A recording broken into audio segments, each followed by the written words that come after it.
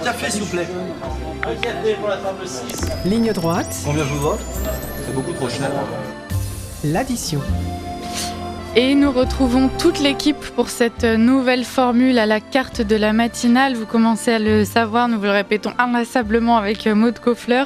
Vous retrouverez désormais chaque jour de 9h07 à 9h40 l'équipe de Ligne droite et un partenaire quotidien avec un thème majeur qui sera décliné sous plusieurs angles. Aujourd'hui, nous avons le plaisir de retrouver notre partenaire du vendredi, une semaine sur deux, Frédéric Sinclair, politologue, analyste en stratégie et en communication politique, ancien chargé de mission auprès du Premier ministre Dominique de Villepin et auteur de plusieurs ouvrages dont La droite face à l'islam et dernièrement L'extrême droite expliquée à Marie Chantal. Merci beaucoup Frédéric Sinclair d'être parmi nous. Alors pour commencer, je pense que tout le monde s'accorde aujourd'hui pour dire que nous avons traversé une crise politique sans précédent. Et la question est simple, de quelle crise parle-t-on exactement, Frédéric Sinclair ? Dans son Richard Wagner à Bayreuth, Nietzsche dit la chose suivante. Pour qu'un événement soit grand, deux conditions doivent se trouver réunies. La grandeur du sentiment chez ceux qui l'accomplissent et la grandeur du sentiment chez ceux qui en sont témoins. Aucun événement n'est grand en lui-même. Des constellations entières peuvent disparaître et des nations périr, de vastes royaumes peuvent surgir et des guerres dévorer des forces immenses, et le vent de l'histoire passe sur de telles choses comme sur de légers flocons. Qu'est donc la gouvernance d'Emmanuel Macron, son nouveau monde et sa crise politique perpétuelle, sinon ces légers flocons sur lesquels passeront les vents de l'histoire? Car une crise politique digne de ce nom, qu'elle soit rupture, chaos ou effondrement même, suppose de la grandeur. Or, nous en sommes incapables. Même notre décadence n'a rien de dramatique. Elle est presque risible, elle est toute de mollesse et de médiocrité. Et surtout, elle est porteuse d'un terrible ennui. Un ennui politique, voilà, c'est ça. Cette séquence que nous nommons crise politique m'apparaît plutôt comme une longue période d'ennui politique.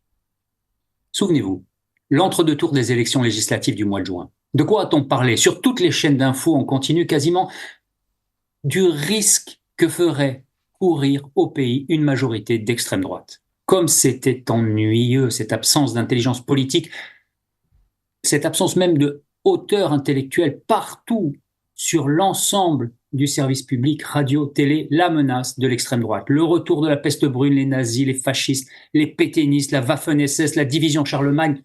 Aucune grandeur politique, aucune hauteur intellectuelle, aucun raisonnement même laborieux, uniquement une propagande électorale ennuyeuse et terriblement convenue, orchestrée par une classe politico-médiatique dont l'unique objet était de détourner les électeurs bourgeois du sens même de l'élection, qui est gouverner. Qui pour gouverner? En leur faisant croire que le front républicain ou le barrage à l'extrême droite qui menace la démocratie était l'unique objectif moral acceptable pour cette élection. Peu importe le bulletin glissé dans l'urne, peu importe la composition de la prochaine Assemblée nationale, peu importe si le député élu grâce à votre bulletin ne représente absolument pas vos idées, du moment que vous avez fait barrage à l'extrême droite. Les électeurs bourgeois, je vous le demande, ont-ils entretenu le sentiment de la grandeur comme l'exigeait Nietzsche? Non. Ils se sont pliés à l'injonction prétendument morale de la gauche culturelle. Résultat, un immense cafouillage électoral, une élection qui a été vidée de son sens et de sa substance. S'en est suivi cette longue séquence présidentielle d'un ennui inextinguible. Je nomme un Premier ministre, et puis je ne le nomme pas. Et puis je le nomme, et puis je ne le nomme pas. Et chaque jour, les Français ont eu droit à leur lot de premiers ministrables, autant de noms qui ne voulaient rien dire politiquement, mais qui entretenaient l'illusion d'une vie politique active, d'une tentative résolue de sortir le pays de la crise. Je m'interroge, qui a bien pu être intéressé par ces tergiversations irréelles? Je ne sais pas comment c'était chez vous, mais chez moi, l'ennui transpirait abondamment de tous les écrans. Alors cette séquence a, semble-t-il, pris fin hier, avec la nomination d'un Premier ministre Macron-compatible, Michel Barnier. Dont acte. Mais, premièrement, la crise, comme on l'appelle, n'est assurément pas terminée. Et surtout, je ne vois aucun signe d'un quelconque retour de la grandeur. Merci beaucoup Frédéric Sinclair pour cet édito et tout de suite on passe à la suite avec toute l'équipe de Ligne droite. L'addition. Alors, on a bien compris, Frédéric Sinclair, que vous étiez assez désabusé et même déçu de la fadeur politique ambiante. Malgré tout, je vais quand même vous demander de faire une petite rétrospective, je vais y arriver, des dernières semaines. Vous êtes expert en communication politique. De votre point de vue, comment est-ce qu'il a pu gérer cette crise, quelle que soit la façon dont on veut l'appeler, en termes de communication? Il y a eu beaucoup de reports d'échéance, il a entretenu un certain suspense. Est-ce que c'était quelque chose de calculé ou est-ce qu'il faut y voir simplement le signe que Emmanuel Macron était réellement perdu? Alors les deux, mon capitaine. L'un n'empêche pas l'autre. Il y a énormément de calculs parce que rien n'est laissé au hasard dans les cabinets ministériels, mais pour reprendre une phrase célèbre issue du dîner de cons, l'ermite dit c'est pas la stratégie qui m'inquiète, c'est le stratège. Vous voyez, donc quand on parle de réflexion politique, en fait la question c'est qui réfléchit et comment on réfléchit, avec quels objectifs et avec quels moyens. Et en vérité là les moyens étaient relativement restreints, c'est-à-dire que pour faire de cette séquence lamentable un moment de sursaut pour l'image présidentielle, il aurait fallu être quand même sacrément capé. C'était honnêtement impossible. En fait, Emmanuel Macron a lui-même orchestré le cafouillage par la dissolution dont j'ai dit et dont je continue de penser qu'elle était un moment démocratique important pour le pays. C'était bien de dissoudre. Ça a fait peur aux centristes parce qu'ils ont bien compris qu'ils allaient perdre le peu de majorité relative qu'ils avaient. Et donc, la classe médiatique centriste s'en est inquiétée, mais il y avait un moment démocratique d'importance. Il se trouve que, comme je l'ai dit dans l'édito, ce moment démocratique a été biaisé. À partir du moment où on a, dans le pays entier, sur tous les canaux d'information mainstream, comme on les appelle, affirmé que Marine Le Pen était l'incarnation du maréchal Pétain, à ce moment-là, il n'y a plus d'élection possible. Une élection, c'est un moyen, c'est pas une fin. Un moyen, c'est-à-dire je permets à un gouvernement qui me représente, qui représente mes idées, d'accéder au pouvoir. Or là, on a dit non, ça il faut l'oublier. Il faut faire barrage.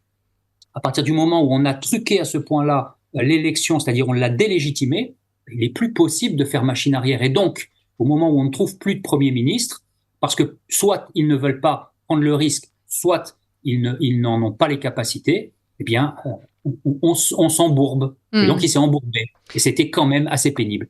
Je rappelle aux auditeurs qui suivent notre émission en direct et qui posent la question que nous sommes avec Frédéric Sinclair. Voilà, Frédéric Sinclair qui sera désormais notre partenaire un vendredi sur deux pour l'addition. Louis Rigaudière. Alors Frédéric Sinclair, vous l'avez dit, la crise est loin d'être terminée. Nous avons un Premier ministre et maintenant il faut un gouvernement, il faut voter le budget, il faut voter toutes ces réformes structurantes, etc. Pour vous, selon vous, vers qui Barnier va pouvoir se tourner pour essayer de trouver un petit peu des compromis et quelle marge aura-t-il finalement? Est-ce qu'il va devoir tendre la main au nouveau Front Populaire davantage que le Rassemblement National ou vice-versa? Qu'est-ce que vous en pensez? J'en pense que le nouveau Front Populaire n'a aucun intérêt à tendre la main à Michel Barnier et n'a aucun intérêt non plus à accepter, même ponctuellement, sa main tendue. C'est-à-dire qu'en fait, tout le monde a bien compris que les profils qui ont été anticipés étaient tous Macron-compatibles.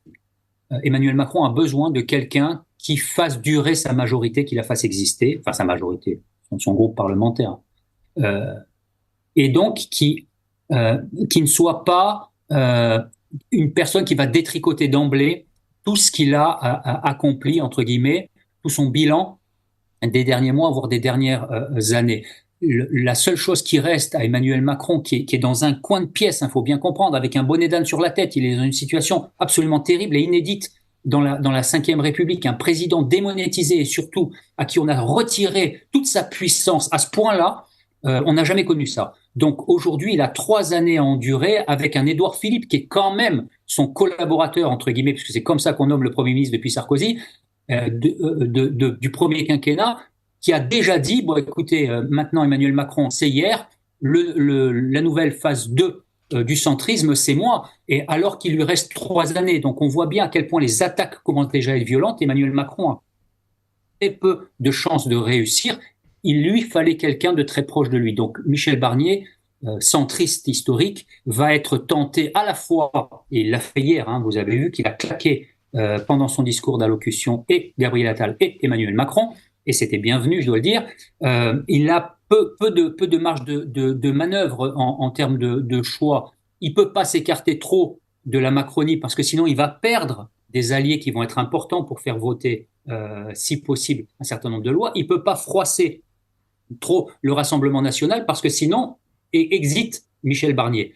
Donc, le NFP, c'est vraiment la partie qui est, j'allais dire, le cadet de ses soucis. Il va regarder sur sa droite et il va voir comment il va pouvoir allier avec un certain nombre de mesures LR, le semblant de majorité centriste, je l'appelle toujours majorité, mais c'est une erreur, et puis le premier groupe du Parlement qui est le Rassemblement national.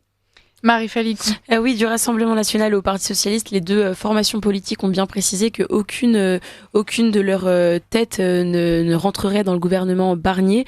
Ce matin, j'ai reçu Marie-Christine Dalloz, une députée LR du groupe de Laurent Wauquiez à l'Assemblée nationale, donc qui se réjouit de la nomination évidemment de Michel Barnier.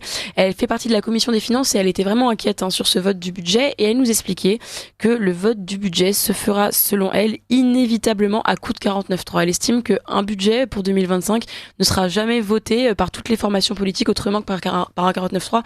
C'est pas très bon signe, non? Je veux dire, on a enfin un Premier ministre, mais par contre, c'est ingouvernable. Mais bien sûr, c'est ingouvernable. Parce que, encore une fois, on a oublié l'importance du Parlement. Il y a un Parlement qui ne représente rien ni personne a perdu son sens. Et donc, forcément, il y a une telle fracturation des groupes et une absence totale à la fois de majorité claire et de capacité d'en fabriquer une par consensus, parce que les clivages sont très profonds, que rien n'est résolu. C'est pour ça que je disais, la crise politique continue. Bien évidemment qu'elle continue. J'aime pas faire ça, mais Sébastien Chenu avait raison. Je veux pas être son porte-parole, mais quand il dit il y a deux questions à traiter d'urgence, et l'une d'elles est la préparation de la prochaine dissolution pour qu'on puisse avoir les moyens d'avoir une majorité à peu près claire au Parlement par un scrutin proportionnel. Il a raison, parce que la vérité, c'est pas de savoir est-ce que le Rassemblement national pourra prendre le pouvoir. Je pense, et on pourra en parler une autre fois, mais que bien évidemment qu'il faut qu'il prenne le pouvoir, mais pour des raisons qui ne sont absolument pas des raisons partisanes, pour des raisons de démocratie. En vérité, il bloque le système politique aujourd'hui parce que c'est un groupe qui ne cesse de prendre de l'importance et où la classe médiatique dit celui-là est exclu, et les Français disent non mais nous on le veut, et donc on voit bien qu'il y a un problème, mais quand même globalement ça serait le NFP qui serait largement majoritaire dans le pays. Je tiendrais exactement le même discours. Je vous dirais, il nous faut absolument aujourd'hui accepter le verdict des Français et trouver les moyens institutionnels de le faire. Tant qu'on le fait pas, on a des crises politiques. Ça sera vrai pour le budget, mais ça sera vrai pour tout un tas d'autres sujets. La question de l'immigration, tout un tas de questions sociales. Ça peut être la question ukrainienne, par exemple, qui peut ressurgir et qui peut diviser l'Assemblée nationale. Et paf, on va avoir une motion de censure. Donc, évidemment que la crise va continuer pendant un an. On passe au deuxième sujet, Frédéric Sinclair, mais qui s'inscrit toujours sur le même thème, le profil du nouveau Premier ministre. Alors certains trouvent qu'il tranche avec la figure de technicien marionnette que tout le monde prédisait, et puis d'autres, comme Éric Nolot, qu'on va écouter dans un instant, trouvent qu'au contraire, c'était parfaitement convenu. Quelque chose qui m'a un peu troublé dans la première partie de nos débats, c'est que certains s'accrochent un peu comme un totem à cette proposition de moratoire sur l'immigration. Enfin, M. Barnier est un européiste. Ben oui. Alors, si c'est un européiste, c'est un immigrationniste. Voilà. Donc, il n'y a pas à sortir de là. Donc, pour moi, M. Barnier, à quelques nuances près, c'est la Macronie avec l'arrêt dans l'autre sens. Voilà. Je veux dire, c'est pas une rupture. Pour moi, c'est pas une cohabitation. Ça va être une collaboration de deux centristes bon teint. Et j'ai pas l'impression que c'est le message qui avait été envoyé par les électeurs français pendant les législatives. Alors Frédéric Sinclair, vous, qu'en pensez-vous? Est-ce que Michel Barnier, c'est la Macronie avec l'arrêt de l'autre côté? Et oui, mais en fait, le sens de l'arrêt a une importance capitale. Parce qu'il y en a une qui est 20e siècle et il y en a une qui est 21e siècle. Et ça fait toute la différence. Il y a un truc qui échappe en fait à Nolot et qui est brillant, hein, mais il y a un truc qui échappe, c'est la notion de thumos. Le thumos, c'est le désir de reconnaissance. Le désir de reconnaissance, c'est le moment où, à la fin des années 90, il y a un monsieur qui s'appelle Charles Taylor qui vit au Canada et qui explique à tout le monde qu'à partir du moment où on cherche à faire de la démocratie et donc de l'égalité, on ne peut pas exclure la question culturelle. C'est pas possible. Vous pouvez pas faire ça. Parce que on a besoin d'égalité de droit, on a besoin d'égalité économique, mais on a aussi besoin d'égalité culturelle et donc il faut faire une place aux minorités. Ceux qui ont l'arrêt du côté de la Macronie, ils ont accepté ça. Ceux qui ont l'arrêt dans l'autre sens façon Michel Barnier, c'est les centristes ancienne génération. Ceux qui pensent avec l'article 1 de la Constitution qu'on ne doit pas s'occuper de ces questions-là. Et là, il y a une vraie, en matière d'immigration, il y a une vraie question. Parce que l'islamisation du pays, Michel Barnier, il la constate. Donc, il a beau être européiste, il a aussi conscience qu'il y a, il y a un sujet là. Alors, ça ne veut pas dire qu'il va régler la question, hein. Vous avez vu, il parle de moratoire, donc de suspension. Ouais. Il règle rien. Il dit juste, oh là là, on arrête. Pas sûr qu'il y arrive, mais au moins il le dit. Mais ça fait quand même une grosse différence. Et c'est pour ça, encore une fois, que le groupe Rassemblement National, à mon avis, ne censure pas directement parce qu'il n'y a pas, comme avec Bertrand, le cas de l'Averroès à Lille et des compromissions perpétuelles. Il se dit, bon, on va quand même lui donner une chance de nous montrer qu'il n'est pas ce centriste à la mode Macron, qui est devenu insupportable pour toute une partie de la France dite de droite ou de droite radicale.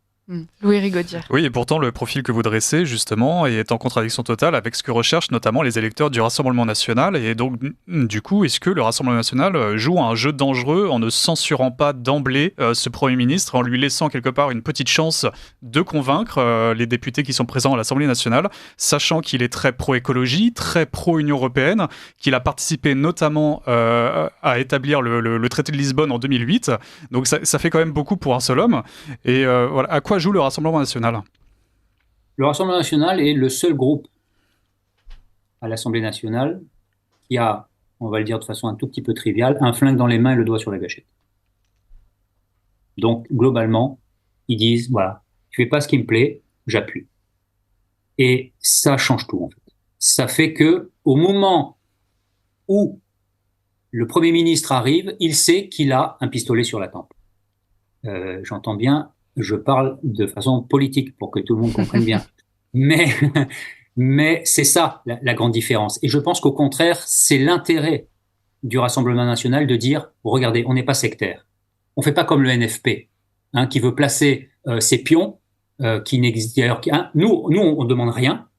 On ne propose même pas de Premier ministrable. On a dit qu'on voulait pas avec un si petit nombre de députés. Mais par contre, on va être extrêmement soucieux de l'intérêt des Français. Voilà, c'est globalement leur discours. Et je pense que c'est relativement bien joué. Disons que là, pour eux aussi, la marge de manœuvre est très étroite. Et le moment de la censure va être aussi un moment où ils vont devoir se justifier. Donc, essayer de laisser la chance à certaines personnalités, il me semble que c'est plutôt bien joué. La vérité, le fond de ma pensée, c'est qu'on n'a pas besoin de gouvernement. En vérité, on aurait dû passer une année sans gouvernement, sans personne. L'administration gère, on cherche un gouvernement technique, ça n'existe pas. On voit bien que tous les technos, en fait, sont bourrés d'idéologie. Et en général, d'idéologie de gauche. Donc, gouvernement technique, faut oublier, c'est des conneries, ça, c'est de la communication. La vérité, c'est qu'on n'a pas besoin de gouvernement technique. L'administration, elle fait son job. On surveille juste que le président ne gouverne pas par décret, comme dans l'Allemagne de Weimar dans les années 30. Et simplement, on lui dit, tu te tiens tranquille, tu restes à ta place et tout va bien. Et pendant une année, l'administration gère les affaires courantes et je peux vous jurer que les Français s'en porteraient mieux. Bon, ils veulent essayer un Premier ministre, qu'ils le fassent. Ça va être chaotique. Michel Barnier ou un autre. Et là, c'est pour ça que je vous le disais tout à l'heure, je pense que le Rassemblement national a une carte à jouer. Louis Rigaudière, est-ce que vous avez une autre question ou est-ce qu'on passe à la suite? Dernière, oui, justement sur ce gouvernement qu'on va devoir constituer avec Michel Barnier, qui selon vous serait à la fois Macron compatible et Barnier compatible. En gros, qui resterait et qui partirait à coup sûr? Je sais pas qui resterait, mais si j'avais un conseil à donner à Barnier, je sais pas, sûrement pas une offre de service, loin de là. Si j'avais un conseil à donner, c'est le moins de ministres de l'ancienne équipe Macron possible. Je veux dire ça, les Français en peuvent plus. Donc il va falloir les piocher. Et globalement, il peut pas piocher ailleurs que chez LR. Donc il va faire un choix, il va aller chercher chez Horizon, parce que c'est quand même les plus proches, et c'est quand même la grande réussite d'Emmanuel Macron, c'est quand même ça, d'avoir fracturé LR et d'avoir récupéré la partie UDF en laissant la partie RPR à l'extérieur. Et donc, globalement, il va falloir aller récupérer des proches d'Édouard Philippe s'il veut que ça fonctionne. Il va aller falloir parler avec François Bayrou et puis récupérer du monde au MoDem, parce que je rappelle aussi que François Bayrou, dans nos jeunes années, ou voire même avant que certains d'entre vous soient nés, il a participé à des gouvernements de droite, et donc c'était un UDF, et donc il va falloir aussi parler avec lui, et puis aller chercher chez LR, et donc essayer de former un gouvernement. Ça me paraît pas être, parce que Michel Barnier jouit d'une aura relativement bonne et large au sein de la droite politique. Donc, ça me paraît pas être infaisable quand on voit que, par exemple, un Emmanuel Macron, pour renommer une Elisabeth Borne, a mis 3 semaines. Enfin, je veux dire, c'est un truc complètement lunaire. Michel Barnier, à mon avis, ira beaucoup plus vite. Ça fonctionnera un peu mieux. Après, est-ce qu'il va réussir à trouver des gens un peu sexy pour dire aux Français, aux médias et à la classe politique, regardez, donnez-nous notre chance, on a peut-être les moyens de vous sortir de l'ornière? Ça, par contre, ça va être un peu plus compliqué. On passe au troisième sujet, Frédéric Sinclair. Si nous avons tenu à vous inviter sur cette matinale, c'est aussi pour réussir à prendre de la hauteur dans des situations politiques qui sont brûlantes et dans lesquelles parfois on a l'impression d'être pris dans un tourbillon. Alors, question d'ordre plus général, cette crise, que révèle-t-elle de notre façon moderne de faire de la politique? Elle révèle l'absence de grandeur. Comme j'ai commencé par le dire, c'est absolument essentiel de comprendre ça. C'est-à-dire que Nietzsche appartient à un monde où on avait encore l'aristocratie en ligne de mire. Quand je dis l'aristocratie, je ne parle pas de lien du sang. Je parle d'un principe spirituel. Je parle d'un principe qui prend ses racines chez Platon et qui dit à chaque homme, vous pouvez accéder à ça. Platon est un philosophe. Il enseigne dans la cité. Socrate avant lui faisait la même chose. Donc, ils ont comme désir, et c'est un désir qu'on retrouve chez les philosophes de la Renaissance en Italie, de permettre à l'ensemble du peuple de s'élever. C'est aussi le message chrétien. Le message chrétien, c'est une croissance qui est spirituelle, mais le Christ est universaliste, il s'adresse à tout le monde. Donc ce principe aristocratique, c'est-à-dire la gouvernance des meilleurs, c'est pas un principe qui est normalement limité à une petite caste. Il a été trahi, ce principe. On l'a remplacé parce que les aristocrates eux-mêmes, ces courtisans rassemblés petitement autour du roi à Versailles, ont trahi leurs idéaux. Et donc, on l'a rassemblé par la démocratie. Et la démocratie, la gauche en a fait un totem sacré. Donc cette démocratie aujourd'hui, on a l'impression qu'elle est malade parce qu'on manque de démocratie et qu'il faudrait plus de démocratie. La vérité, c'est que Montesquieu nous dit l'inverse. Montesquieu nous dit, si vous voulez que votre démocratie fonctionne bien, il faut qu'il y ait un équilibre entre démocratie et aristocratie. La première crise que nous vivons est une crise de l'aristocratie, une crise des élites, finalement. Nos élites ne sont pas au niveau, elles n'ont pas la grandeur attendue. Il faut que nous repensions l'organisation de la société civile, pas seulement de notre classe politique. Et rappelez-vous que Nietzsche, quand il parle de grandeur à la fois des acteurs de l'histoire, mais il parle aussi de grandeur de la part des témoins. C'est-à-dire qu'en fait, Nietzsche nous prend tous à partie et nous dit, vous aussi, vous devez faire preuve de grandeur dans le peuple, parce que si vous n'en faites pas preuve, eh bien, l'histoire nous balayera comme de légers flocons. Louis Rigaudière, on a peut-être le temps pour une dernière question. Je rappelle, on doit finir vers 9h36. Oui, alors d'un point de vue purement stratégique et de politique fiction, est-ce que finalement cette nomination de Michel Barnier n'est pas une mauvaise nouvelle en cela que Bernard Cazeneuve aurait pu être nommé s'il n'avait pas, si la gauche ne lui avait pas barré la route, et notamment le Parti socialiste qui est un petit peu le cocu dans cette histoire, qui maintenant se plaint d'avoir Michel Barnier, un ministre de droite. Si Bernard Cazeneuve avait été nommé, le piège se serait un petit peu refermé sur lui et ça aurait décrédibilisé un petit peu la gauche pour les prochaines élections présidentielle en 2027. Et là, maintenant qu'on a Michel Barnier, ça ternit encore un petit peu plus l'image de la droite. Qu'en pensez-vous ? Alors, le raisonnement se tient, j'avoue, bravo. Mais j'aurais une objection, c'est une objection qui est double en fait. C'est que premièrement, le PS qui se plaint effectivement n'est pas le PS Cazeneuve. Ce PS Cazeneuve, qui était un PS assez proche d'Hollande, a été fracturé en deux. Vous vous rappelez, à l'époque, il y a eu tout un tas de députés qui se sont séparés sous la houlette de Benoît Hamon et qui ont rendu la fin du quinquennat Hollande ingouvernable. Et c'est ce nouveau PS, qui est un PS beaucoup plus proche de LFI, beaucoup plus woke, et qui n'est pas le PS Cazeneuve. Et donc, je suis pas certain qu'il y aurait eu un bénéfice, une concordance des volontés de puissance dans les deux cas. Et la deuxième chose, c'est que rien ne peut affaiblir LFI. Il faut bien comprendre ça. Après le 7 octobre,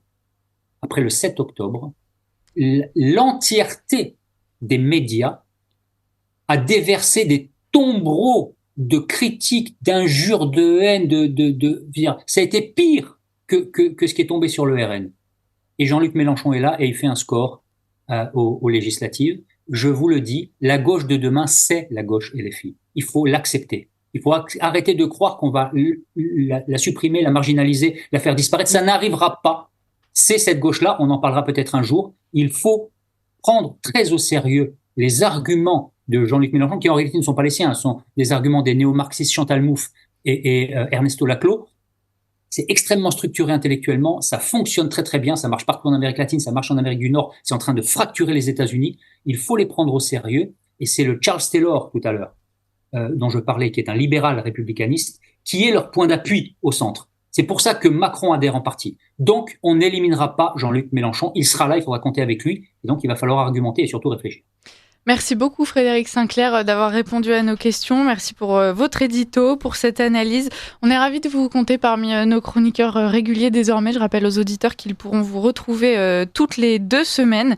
Et donc peut-être qu'on pourra continuer à épiloguer sur ce sujet tant il a l'air d'affoler la presse ces derniers jours. Alors peut-être que dans 2 semaines ce sera encore d'actualité, nous verrons bien. En tout cas, on trouvera forcément de quoi discuter. Merci beaucoup et à dans 2 semaines Frédéric Sinclair.